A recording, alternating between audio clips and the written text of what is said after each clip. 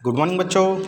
कक्षा 11वीं पशुपालन में आज हम पढ़ रहे थे कृत्रिम गर्भाधान, जिसमें हम कृत्रिम गर्भाधान की विधि पढ़ रहे थे, जिसमें सबसे पहला है ना जो फर्स्ट स्टेज था कृत्रिम गर्भाधान विधि में वीर्य का एकत्रीकरण। आज हम पढ़ेंगे वीर्य का परीक्षण।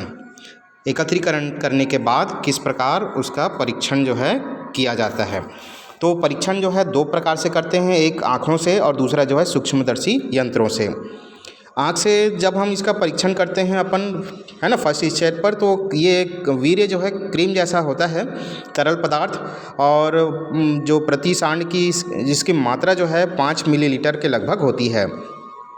सूक्ष्मदर्शी जब इसका परीक्षण करते हैं तो इसके शुक्राणुओं की जो गति है ना, वो ध्यान देते हैं। चलने की जो प्रवृत्ति है, सीधा चल रहा है ना, कि कहना चाहिए गोलाई में चल रहा है कि उल्टा चल रहा है, घड़ी के पेंडुलम की दिशा में चल रहा है, ये किस प्रकार कहना चाहिए इनका जो है ना गति है वो ध्यान देते हैं। इससे पता चलता है कि शुक्राणु जो है जीवित है या नहीं। दूसरा जो है जीवित और अजीवित जो शुक्राणु है उसकी जांच रासायनिक उपकरणों के द्वारा भी की जा सकती है। फिर तीसरा स्टेज है इसका वीर्य का तनुकरण, है ना, डाइल्यूशन इसका बनाते हैं।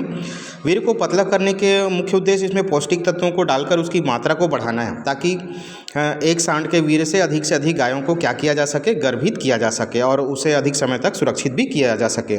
तो इसके लिए इसमें फास्फोरस बफर या फॉस्फेट बफर और अंडे की जो जर्दी है ना, दोनों को बराबर भाग में मिलाते हैं और कम से कम इसे 5 डिग्री सेल्सियस पर वीर्य को 72 से 96 डिग्री सेल्सियस घंटे तक, मतलब 3 से 4 दिन इसे सुरक्षित रखा जा सकता है।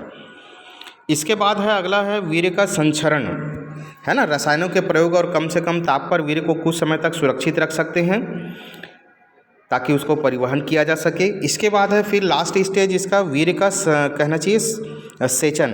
किस प्रकार वीर्य को मादा के कहना चाहिए है नी योनि द्वार के माध्यम से उसके गर्भाशय नाल तक पहुंचाया जाता है। इसके लिए 2 विधि जो है प्रयोग की जाती है। पहला है गुदा में हाथ डालकर योनि में वीर्य डालना और दूसरा है स्पेकुलम विधि। गुदा में हाथ डालकर वीर्य को पहुंचाने को रेक्टोवेजाइनल विधि कहते हैं। इसके लिए प्लास्टिक या रबड़ के ग्लव्स बाह में पहनते हैं, एप्रॉन का प्रयोग करते हैं, बूट पहनते हैं, है ना। पिचकारी में वीर्य को 1 मिलीमीटर लेते हैं, ग्लव्स को साबुन के पानी से चिकना करते हैं, गुदा में हाथ डालकर गोबर को बाहर निकाल दिया जाता है ना, और उसके सर्विक्स तक कहना चाहिए। फिर धीरे धीरे पहुंचाने पर गुदा में सीधा हाथ रेक्टम की दीवार को अंदर प्रवेश कराते हैं।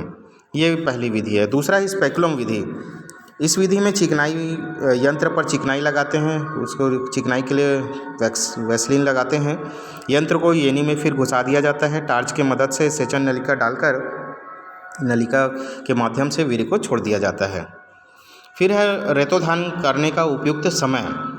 रेतोधान करने के लिए वही है कि जब मादा जो है पशु जो है हीट पीरियड को में आता है तो 18 से 22 घंटे के अंतर्गत रेतोधान कराना चाहिए। ये उनका उपयुक्त समय होता है। इसके बाद हम बात करते हैं है ना कृत्रिम गर्भाधान करते समय क्या क्या सावधानी रखना चाहिए। तो ये बहुत ही इम्पोर्टेंट टॉपिक है। कृत्रिम गर्भाधान करते समय सबसे पहले पशुओं को अच्छे तरह से काबू में कर लेना चाहिए। मादा पशु को गर्भित करने से पहले वीर्य का परीक्षण बिल्कुल जांच कर लेना चाहिए, शुक्राणु जीवित हैं या नहीं। हाथों को यंत्रों को जीवाणु रहित कर लेना चाहिए, है ना। नाखून वगैरह काट लेना चाहिए। कार्यवाहक नली जो है धीरे धीरे डाल तक ग्रीवा तक पहुंचाना चाहिए और वीर्य को अंडवाहिनी की ग्रीवा तक पर ही छोड़ना चाहिए। ये सावधानी रखने पर मादा पशु जो है एक ही बार में गर्भित हो जाता है और पशुपालक को ज़्यादा भार वहन करने की आवश्यकता नहीं पड़ती है। तो धन्यवाद बच्चों, आज के वीडियो में इतना ही, बाकी हम कल पढ़ेंगे।